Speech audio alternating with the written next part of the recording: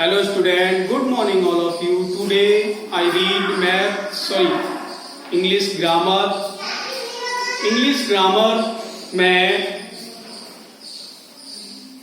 आज आपका लेसन 9 शुरू होगा. Yesterday I read past indefinite tense. Today I read past continuous. इसमें मैंने आपको पास्ट कंटिन्यूस के बारे में बताना है. पास्ट कंटिन्यूस सबसे पहले जानते हैं पास्ट कंटिन्यूस टेंस की आइडेंटिफिकेशन, पहचान क्या होती है. In the end of this tense of the sentences are giving रहा था, रहे थे, रही थी आदि. क्योंकि कंटिन्यूस का मीन्स होता है कार्य का जारी रहना, वर्ब की कंटिन्यूटी पाई जाती है. तो ऐसे सेंटेंस जिनके अंत में रहा था, रही थे, रहे थे आदि पाया जाता है, वे वाक्य पास्ट कंटिन्यूअस के होते हैं. जैसे राम गांव जा रहा था, वे गांव जा रहे थे, तो इसमें रहा था और रहे थे आ रहा है. अब आता है अफर्मेटिव सेंटेंस, साधारण वाक्य. इनको कैसे बनाएंगे? तो सबसे पहले स्ट्रक्चर आती है, संरचना. तो सबसे पहले क्या रखते हैं? सब्जेक्ट, ये सेंटेंस का मुख्य पार्ट होता है. उसके बाद बाज वर्ब, ये हेल्पिंग वर्ब कहलाती है, और वर्ब की फर्स्ट फॉर्म के साथ आईएनजी आएगी. क्योंकि कंटिन्यूअस है तो जितने भी कंटिन्यूअस टेंस हैं उनमें सभी में आईएनजी आती है. और प्लस ऑब्जेक्ट. आप जानते हैं एक सेंटेंस में मुख्यतः 3 पार्ट होते हैं: सब्जेक्ट, वर्ब प्लस ऑब्जेक्ट. और यही रखने का क्रम है. तो इसको क्या करते हैं? सबसे पहले सब्जेक्ट, राम गांव जा रहा है, तो इसकी हिंदी अरेंज करेंगे. राम जा रहा था गांव, राम जा रहा था गांव, तो इसकी इंग्लिश बनाएंगे. सब्जेक्ट राम है तो राम की इंग्लिश लिखते हैं. जा रहा, तो इसमें सिंगुलर के लिए वाज आएगा और प्लूरल के लिए वर आता है. अब आप सोच रहे हैं कि सिंगुलर क्या होते हैं, प्लूरल क्या होते हैं. तो आप जानते हो, जैसे राम, ही, सी, इट, ये सभी गीता, सीता, जितने भी नाम होते हैं ये सभी सिंगुलर वर्ड्स कहलाते हैं.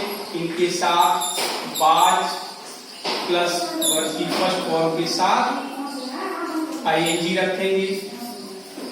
और जैसे बॉयज, वी, यू, दे,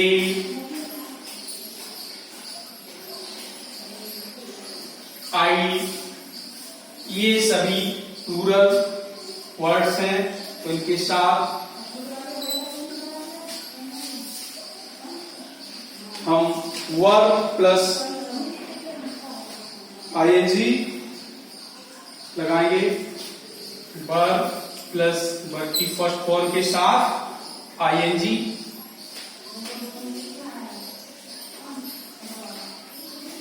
तो इस तरह से सिंगुलर और प्लूरल के बारे में हमने सीखा. तो इसका सेंटेंस इंग्लिश बनाते हैं. राम बाज जा रहा है, going to village.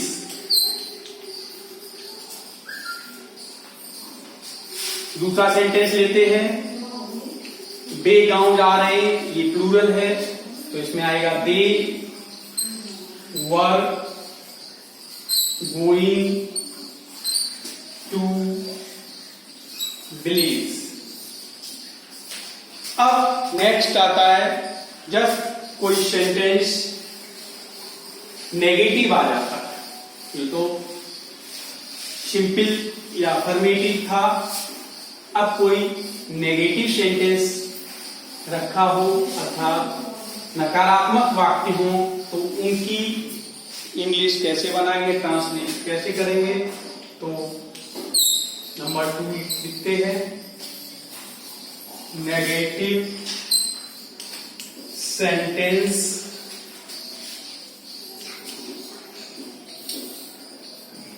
Negative sentence का स्ट्रक्चर क्या है।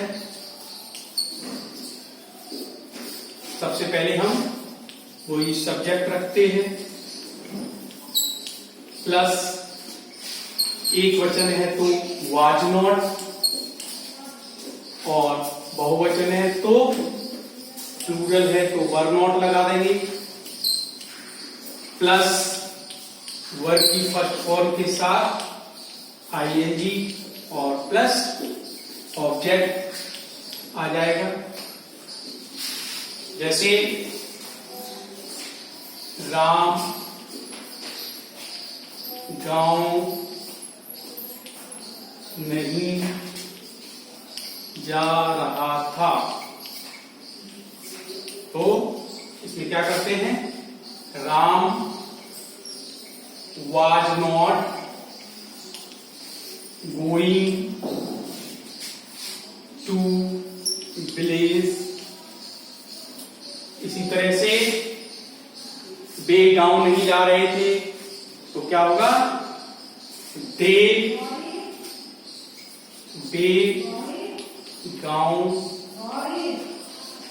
नहीं जा रहे थे तो दे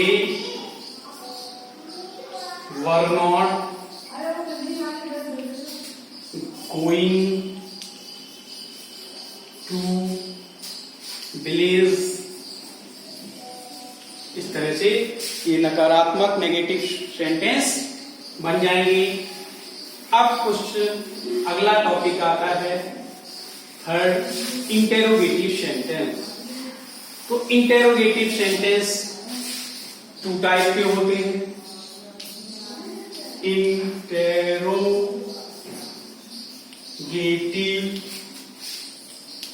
सेंटेंस, इंटेरोगेटिव सेंटेंस 2 टाइप के होते हैं। फर्स्ट टाइप देखते हैं, जब कोई इंटेरोगेटिव वर्ड वाक्य के बीच में आता है तो क्या करते हैं, इसमें क्वेश्चन वर्ड आ जाएगा। सबसे पहले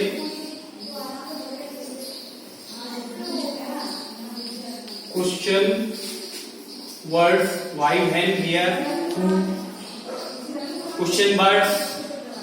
उसके बाद अकॉर्डिंग टू सब्जेक्ट वाज या verb plus subject plus verb की फर्स्ट फॉर्म के साथ आईएनजी प्लस ऑब्जेक्ट और क्वेश्चन मार्क। जैसे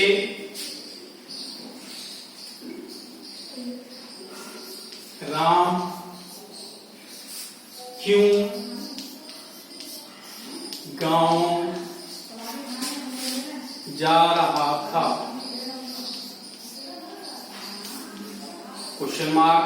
तो सबसे पहले जो क्यों रखा है उसको सबसे पहले रखेंगे question word. Why, why means क्यों होता है। अकॉर्डिंग टू सब्जेक्ट वाज आएगा, वाई वाज राम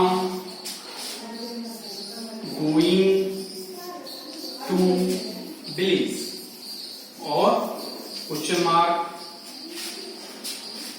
इसी तरह से सेकंड टाइप में जब कोई क्वेश्चन वर्ड वाक्य की स्टार्टिंग में रखा है, तो कैसे करेंगे? तो बाज या verb plus subject plus verb की फर्स्ट फॉर्म के साथ आईएनजी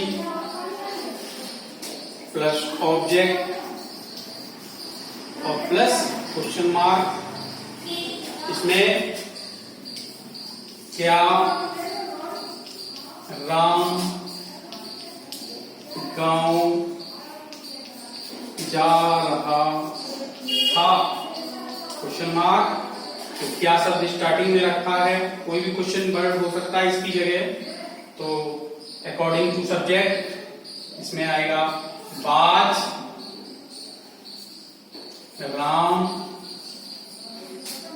इनको WH टाइप क्वेश्चन सेंटेंस भी बोल सकते हैं। Was Ram going to village, question mark. Was Ram going to village, क्या राम गांव जा रहा था?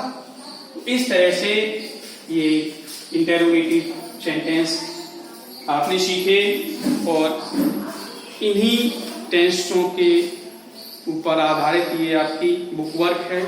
इसको आप पढ़ेंगे और फिल करेंगे। Thank you.